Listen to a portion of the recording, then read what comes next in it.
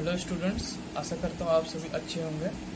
तो आज हम लोग स्टार्ट करेंगे force and laws of motion. तो ये चैप्टर पढ़ने से पहले आप लोगों को मेरा मोशन का वीडियोस देखना होगा। मोशन में मैंने वीडियो दे रखा था, 3 वीडियो आई थिंक दिया था, 3 या 4 दिया था, जिससे मैंने क्वेश्चन भी प्रैक्टिस किया था और आपको जो मोशन के जो टर्मिनोलॉजीज है फिजिक्स के कुछ, वो भी मैंने आप लोगों को अच्छे से समझाया था। ओके, तो आपको force and laws of motion जानने के लिए एक मिनट में चेक कर लेता हूँ वीडियो हो रहा है। हो रहा है, ठीक। अच्छा, तो आपको ये जानने के लिए कि लॉज ऑफ मोशन क्या होता है, इसमें क्या क्या क्वेश्चन आते हैं, सारा कुछ डिस्कस करेंगे वन बाय वन। उसको जानने के लिए पहले हम लोग जानेंगे कि लॉज ऑफ मोशन कौन दे रहा है। तो वो दे रहा है न्यूटन। तो न्यूटन को जानने से पहले हमको जानना पड़ेगा गैलीलियो गैली को। क्यों जानना पड़ेगा? क्योंकि उसका जो कुछ थ्योरी था, और न्यूटन जो था, कुछ उसका जो थ्योरी था, चोरी तो नहीं बोलेंगे, लेकिन उसका जो थ्योरी था वो क्या करता है, स्टडी करके अपना लॉ देता है। ठीक है। तो गैलीलियो का जन्म जो था ना, इटली में हुआ था, 1500 करीब कुछ में हुआ था। तो उसका जो इंटरेस्ट था पूरी मैथमेटिक्स में था। लेकिन जैसे इंडियन फैमिली में होता है कि भाई आपको इंजीनियर बनना, डॉक्टर बनना, उस तरह वहाँ पे भी था। तो उसके जो पापा चाहते थे, वो क्या चाहते थे कि वो मेडिकल की तैयारी करे, डॉक्टर बने। तो क्या होता है, उसका मेडिकल कॉलेज में नाम लिखा देता, लेकिन तो उसका इंटरेस्ट रहता नहीं है। तो क्या होता कि वो कभी कंप्लीट कर भी नहीं पाता डिग्री। फिर वो मैथमेटिक्स के रिसर्च में लग जाता है। उसके बाद उसने टेलीस्कोप बनाया, बहुत सारा थ्योरीज दिया, जो कि उस समय जो था, जैसे यहाँ पे अभी भी सुपरस्टिशियस है। तो 15-16 सेंचुरी आप समझ रहे हो कि उस समय में क्या सुपरस्टिशियस जो है दुनिया था उस टाइम। जैसे हम लोग यहाँ पंडित होते थे, वहाँ पे फादर्स होते थे जो सबका बात फॉलो होता था चर्च वगैरह में। तो उसने अपना एक टेलीस्कोप बनाया था, उससे ही वो प्लैनेट वगैरह खोज चुका था।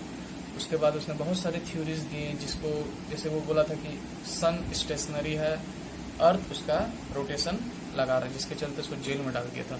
मतलब कुछ क्रिश्चियन लोग जो थे, मतलब चर्च से उसको बहुत मारा, जेल में भर दिया कि उल्टा पुल्टा बात कर रहा है। नहीं, अर्थ स्टेशनरी है, सूरज उसका परिक्रमा कर रहा है, मतलब रिवॉल्व कर रहा है। ओके, तो बेसिकली देखो, कोई भी अगर साइंस पढ़ा नहीं होगा, फिजिक्स का जिसको नॉलेज नहीं होगा, जैसे हम लोग भी अगर सपोज पढ़े हुए नहीं रहते, तो हम लोग को क्या लगता है, हम लोग स्टेशनरी है और सन देखो क्या हो रहा है, सुबह में उग रहा है, फिर रात में इधर आ जा रहा है, यही लगेगा कि सन इस तरह से। पर नहीं, हम लोग उसके रोटेट मतलब रिवॉल्व कर रहे हैं, और अर्थ भी रोटेट कर रहा है। ओके, तो जो कि अब हम लोग क्या जानेंगे कि उसने ऐसा क्या बोला। तो उसने बहुत सारा एक्सपेरिमेंट किया। वो क्या बोला कि जो रेस्ट और मोशन का बात था, वो फर्दर स्टडी करके वो बोला कि अगर कोई बॉडी मोशन में है ना, अगर कोई बॉडी मोशन में है तो वो मोशन में ही रहेगा।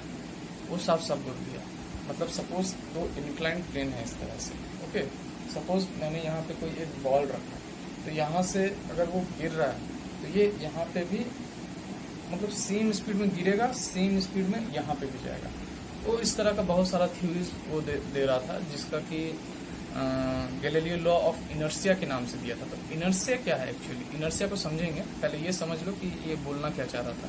वो बोलना ये चाह रहा था कि अगर कोई बॉडी मोशन में है तो वो हमेशा मोशन में ही रहेगा, उसका स्पीड कभी कमेगा ही नहीं। जाहिर सा बात है, जैसा तुमको लग रहा है वैसा हमको भी लगेगा कि, पर हम तो फिजिक्स पढ़े हैं, क्या लग रहा है कि भाई कोई अगर मोशन में है तो मोशन में कैसे रहेगा उस समय, मतलब वो तो रुक ही जाता। नहीं तो ऐसा होता अगर कोई गाड़ी स्टार्ट हो रहा तो फिर गाड़ी का फिर हम लोग को तेल नहीं भराना पड़ता, एक बार स्टार्ट हो गया फिर वो तो रुकेगा ही नहीं, जब ब्रेक मारा तब रुक लिया, फिर ऐसा बात है। तो उसका सब थ्योरी को गलत कर दिया साइंटिस्ट लोग, लेकिन ऐसा नहीं था। वो जो बोलना चाह रहा था वो टर्म इनर्शिया से बोलना चाह रहा था। इनर्शिया क्या है ना, मेजर ऑफ मास। मास क्या है सबको पता है, एम। ठीक है, तुम्हारा जो क्वांटिटी कितना कंटेन कर रहा है उसको हम लोग मास बोल रहे हैं। ओके, जिसका कि यूनिट क्या है, केजी, किलोग्राम, ऐसा यूनिट। अच्छा, तो वेट में क्या होता है, तो एम जी से अगर आप मल्टीप्लाई कर दोगे तुम्हारा एक्सेलरेशन ड्यू टू ग्रेविटी, तो वो हो जाएगा वेट। तो वो अलग चीज़ है, हम लोग यहाँ पे इनर्शिया पढ़ते हैं। तो इनर्शिया क्या है, इंग्लिश में डिफिनेशन इसको बोलते हैं, it is a property of a material by virtue of which the body does not wants to change its position of rest. That means कि सपोज ये एक कैरी है, ये इस तरह से रखा हुआ है। ठीक है, हम थोड़ा सा इसमें फोर्स लगाएं। फोर्स क्या होता है मैं सब बताऊंगा। इसे फोर्स लगाएं, इसलिए चेंज नहीं हो रहा है। ठीक है, ये चेंज नहीं हो रहा है। फिर क्या करेंगे, मतलब ये बोल रहा है कि भाई हमको अपना रेस्ट है पोजीशन, हमको रेस्ट नहीं रहना दो। ये जो इसका जो प्रॉपर्टी है कि ये अपना स्टेट को नहीं चेंज करना चाह रहा, इसी को हम लोग बोलते हैं इनर्सिया। ये एक्चुअली मेजर ऑफ मास होता है, ठीक है। इसके बारे में भी हम लोग बाद में पढ़ाई करेंगे अच्छे से। तो ये जो चीज था, इसी को फर्दर स्टडी करके तुम्हारा न्यूटन आता है। एक्चुअली देखा जाए तो तुम्हारा 1642 करीब 1642 में करीब तुम्हारा जो गैलीलियो गैली का मौत होता है, और उसी ईयर में आइजैक न्यूटन का जन्म होता है। तो देख रहे हो, फिर वो भी जो जन्म होता है वो इंग्लैंड में जन्म होता है, प्लस उसका जो मतलब जो फैमिली रहता है बहुत ही गरीब रहता है। देखो एक्चुअली इतना चीज़ हम बता इसलिए रहे ना कि थोड़ा ये चैप्टर है, स्टार्ट करने से पहले उसका बेसिक जो नॉलेज होता है ना, वो हम लोग को थोड़ा आइडिया हो जाए। साइंटिस्ट लोग के बारे में भी थोड़ा जानेंगे तो हम लोग भी थोड़ा क्या होगा कि इंस्पायर होंगे चीज़ें उससे, ठीक है। तो क्या होता है उस समय में, मतलब वो गरीब घर में जन्म होता है जिसके पापा फार्मर थे, लेकिन वो फार्मिंग में अच्छा था नहीं। कौन? न्यूटन। तो वो पढ़ाई लिखाई में मन रहता है। उसके बाद वो कैम्ब्रिज कॉलेज में चला जाता है, एडमिशन लेता है। फिर करीब 1665 आई थी। उस समय में जैसे अभी कोरोना चल रहा है ना, पेंडेमिक चला हुआ है, जैसे लॉकडाउन वगैरह सब चीज़ चला हुआ, पूरा महामारी फैला हुआ, उस तरह से प्लेग उस समय आया था 1665 में, जिसके कारण 1 साल का उसको लीव लेना पड़ता, मतलब सबको जाना पड़ता घर, तो वो अपना घर में रहता है। तो ड्यूरिंग दैट टाइम वो अपने फील्ड में बैठा हुआ था, मतलब एप्पल का जो आपेलर गाछ था क्या, तो एप्पल का गाछ के नीचे वो बैठा हुआ था, ठीक है। तो उस समय क्या होता है कि an apple falls on it, उसके ऊपर गिरता। ड्यूरिंग दैट टाइम ओनली वो ग्रेविटेशन का खोज करता है। और न्यूटन ने, ऐसा नहीं था कि ग्रेविटेशन का खोज उससे पहले बहुत कोई ऑब्जर्व नहीं किया था, बहुत सारा साइंटिस्ट उस समय भी था, लेकिन कोई उसमें स्टडी नहीं करना चाहता था। तो न्यूटन कैप्लर पे रिसर्च किया, गैलीलियो पे रिसर्च किया, बहुत सारी चीज़ों पे रिसर्च किया, और वही जो लॉ ऑफ इनर्शिया था ना, उसी को फर्दर रिसर्च करके एक थ्योरी दिया, जिसको हम लोग बोल रहे हैं Newton law of motion. Galileo का ही लॉ है एक्चुअली, उसी को थोड़ा सा मतलब एक्सप्लेनेशन दे दिया वो। उसके बाद 2 और लॉ देता है। ये 3 जो लॉ है न्यूटन के, 3 लॉ बहुत ही इंपॉर्टेंट है। ये 3 लॉ क्वेश्चन भी आता है बहुत सारे एग्जाम में, सेमेस्टर एग्जाम में भी आएगा, प्लस इसको हम लोग समझेंगे 1 by 1। तो हम लोग क्या करते हैं, पहले चीज को समझते हैं कि जो force and laws of motion जो हम लोग स्टार्ट किए हैं, तो ये बेसिकली चीज होता क्या है, फोर्स क्या होता है, मोशन तो हम लोग समझ चुके हैं कि मोशन क्या होता है, जो पोजीशन चेंज कर रहा है टाइम के रिस्पेक्ट में, तो मोशन हो रहा है उसको। तो फोर्स क्या होता है बेसिकली तो देखो, अगर कोई मास है, ठीक है, क्या है, मास, ठीक है, तो उस पर एक्सेलरेशन आ रहा, तो एक्सेलरेशन क्या होता है, बोलो। एक्सेलरेशन होता है change in velocity by time, मतलब वेलोसिटी जो चेंज हो रहा है उसको हम लोग बोल रहे हैं क्या, एक्सेलरेशन बोल रहे हैं, है ना। तो एक्सेलरेशन तो खुद ब खुद आएगा नहीं, उसको पुश करना होगा, पुल करना होगा, तो उसी को हम लोग बोलते हैं फोर्स। सपोज ये एक डायरी है, ओके, हाँ ठीक है, चलो। अब मैं क्या कर रहा हूँ, सपोज एक मैं इधर से धक्का दे रहा हूँ और एक इधर से धक्का दे रहा हूँ। तो 2 चीज जानना फोर्स के बारे में, क्या, एक बैलेंस्ड फोर्स, एक होता है अनबैलेंस्ड फोर्स। तो देखो हम लोग ऐसे धक्का देंगे तो ये मूव नहीं करेगा, क्यों, क्योंकि ये हाथ का फोर्स और ये हाथ का फोर्स इक्वल है, इसको बैलेंस कर दिया है, ठीक है। तो ये क्या हो जाएगा, ये तुम्हारा जो है बैलेंस्ड फोर्स हो जाएगा ये, ठीक है। अब क्या होगा, सपोज ये इस तरह से रखा हुआ है, अब मैंने इसमें फोर्स लगाया, अब फोर्स लगाया तो देखो ये तो मतलब देखो इस तरह से फोर्स लगाया तो ये क्या होगा, आगे बढ़ेगा। तो इसमें क्या हुआ, एक्सेलरेशन है, कुछ भी है लेकिन एक्सेलरेशन है। मैंने भी एक स्मॉल फोर्स लगाया तो क्या हुआ, इस पे एक्सेलरेशन है, ओके। तो ये देख, ये जो था अनबैलेंस्ड फोर्स था। तो जो मोशन लाएगा कोई भी बॉडी पे वो होगा अनबैलेंस्ड फोर्स। तो क्या जब भी हम लोग फोर्स देंगे तो उसमें क्या एक्सेलरेशन आएगा, नहीं। फोर्स ऐसा नहीं, दीवार में तुम फोर्स दोगे सॉरी तो उसमें एक्सेलरेशन नहीं आएगा, ठीक है। तो हम लोग को जो उसको मूव कराने के लिए मिनिमम एक फोर्स लगता है, ठीक है, और एक्सेलरेशन तभी आएगा। तो फोर्स का बेसिकली फॉर्मूला क्या होता है, अब हम लोग चीज को समझते हैं। वेट,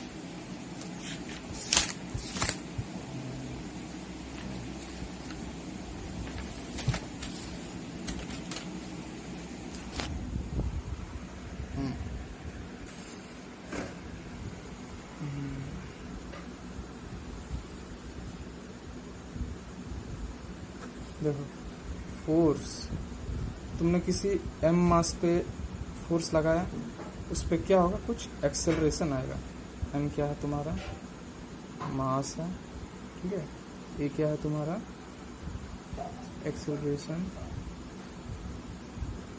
एक्सेलरेशन, ठीक है। इसको हम लोग बोलते हैं kg में रहता है, इसको हम लोग बोलते हैं मीटर पर सेकंड स्क्वायर में, और इसी को हम लोग बोलते हैं न्यूटन। तो फोर्स का जो यूनिट हो जाता है, यूनिट वो क्या होता है, न्यूटन। बेसिकली फोर्स के बारे में जो तुम्हारा जो साइंटिस्ट था न्यूटन, उसने बहुत ज़्यादा थ्योरीज इसमें दिया, सबसे ज़्यादा एक्सप्लेनेशन उसी का रहा था, इसलिए इसको हम लोग यूनिट भी जो है उसने ही दिया, फोर्स, ठीक है। तो अब हम लोग समझते हैं चीज़ों को। तो फोर्स का एग्जांपल हम लोग इस बुक से देखते हैं, ठीक है। देखो तुमने के लिए बुक मैंने खरीदा है, देखो कितना ब्यूटीफुल इसमें पिक्चर्स से समझाया गया है। देखो एक ट्रॉली है जिसको कि एक बच्चा जो है पुश कर रहा है, तो पुश कर रहा है तो क्या हो रहा है, उस देखो इस डायरेक्शन में क्या हो रहा है, वो मूव कर रहा है। तो हम लोग फोर्स दिए तो एक्सेलरेशन हुआ, एक्सेलरेशन किधर हुआ, फॉरवर्ड तरफ हुआ। ये देखो हम लोग क्या करते हैं, ड्रॉअर जो रहता है उसको हम लोग खींचते हैं, इसमें हम लोग पुश किए, इसको हम लोग खींचे, तो ये क्या हुआ, बेसिकली ये भी एक तरह का फोर्स हुआ, ठीक है। काम दिख रहा है हम लोग को, देखो ये हॉकी स्टिक से बॉल पे मारा तो क्या हुआ, बॉल मूव किया, तो फोर्स समझ में आ गया। फोर्स का फॉर्मूला हम लोग देख लिए, ठीक है। अब देखो स्प्रिंग में क्या हो रहा है, खींच रहे हैं, फिर बॉल है उसको प्रेस कर रहे हैं। अच्छा, बैलेंस अनबैलेंस्ड फोर्स भी तुम लोग को समझा दिए कि देखो अगर दोनों डायरेक्शन से सेम होगा तो ये मूव नहीं करेगा, लेकिन एक भी फोर्स ज़्यादा रहा तो क्या होगा, ये जो ब्लॉक रहेगा वो मूव कर जाएगा, ठीक है। सेम इस तरह से देखो किस तरह से मूव कर रहा है, हम लोग फॉरवर्ड दे रहे हैं। अच्छा, तो जो हम लोग एक चीज़ देखते हैं, जो तुम्हारा गैलीलियो गैली बोला था, वहाँ पे एक चीज़ रह गया था क्या, कि रुको एक मिनट। अच्छा, गैलीलियो गैली एक चीज़ बोल के गया क्या, कि हम लोग जो इस तरह से हम लोग जो बॉल दे रहे हैं, ये रोल किया, फिर इधर पूरा तो नहीं चढ़ता, फिर आस्ते आस्ते क्या होता है, वो रेस्ट पे आ जाता है। तो वो क्यों हो रहा है, ये एक टर्म हम लोग बोलेंगे फ्रिक्शनल फोर्स। फ्रिक्शनल फोर्स तुम लोग पढ़ा होगा और जो सब्जेक्ट्स है उसमें, लेकिन फ्रिक्शनल फोर्स क्या होता है, ये मैं फिर से समझा दे रहा हूँ। वो भी एक तरह से फोर्स है जो कि क्या होता है, तुम्हारा जो मोशन है उसके विपरीत यानी अपोजिट डायरेक्शन में वो एक्ट करता है, ठीक है। तो यही है। और तुम्हारा क्या कि जो फ्रिक्शन फोर्स है, ड्यू टू दिस हम लोग को जो गाड़ी में है तेल भराना पड़ता है, हम लोग को टायर चेंज करना पड़ता है, चप्पल जो तुम्हारा स्लीपर्स हो गया, हम लोग चल रहे हैं, वो क्यों घिस जा रहा है, ड्यू टू फ्रिक्शन। बात समझ रहे हो, फ्रिक्शन के चलते वो घिस रहा है, तो फ्रिक्शन लग रहा है ना। नहीं तो साइकिल में एक बार बैठोगे तुम लोग तो क्या होगा, एक बार पैंडल मारे तो पूरा तुम जहाँ पे जाना था वहीं चल गए, पर नहीं, फ्रिक्शनल फोर्स उसको अपोज कर रहा है। तो क्या हो रहा है कि वो जो उसका जो डायरेक्शन है वो नहीं जा पाएगा, ठीक है। उसके बाद क्या हुआ, मेरा जो कुत्ता है वो भी पढ़ना चाह रहा है फिजिक्स, ठीक है। एनीवेज, अब क्या हुआ कि हम लोग समझते हैं न्यूटन्स लॉज ऑफ मोशन समझते हैं, ठीक है। न्यूटन लॉ ऑफ मोशन क्या बोलता है। अच्छा, उससे पहले और कुछ सब कुछ हो गया, फर्स्ट लॉज ऑफ मोशन पढ़ते हैं। अच्छा, फर्स्ट ये तो था तुम्हारा introduction. First laws of motion के लिए हम नेक्स्ट वीडियो बनाते हैं, ठीक है। तब तक के लिए बाय। आप लोग इसको समझो ठीक से, जहाँ पे डाउट हो तो क्लास में मेरे से पूछ लेना, ठीक है। बाय।